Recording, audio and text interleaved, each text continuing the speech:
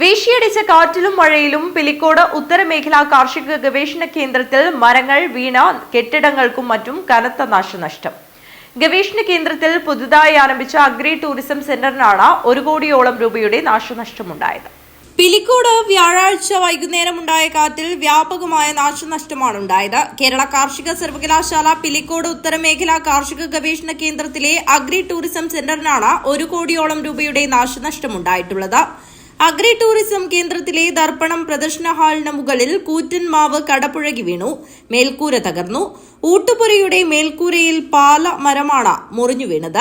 വിനോദ കേന്ദ്രത്തിലെ ബോട്ടിന്റെ മേൽക്കൂര കാറ്റിൽ പറന്നു. ചമയം ഓഡിറ്റോറിയത്തിന്റെ മേൽക്കൂരയുടെ ഒരു ഭാഗം മരം വീണ ഒടിഞ്ഞു.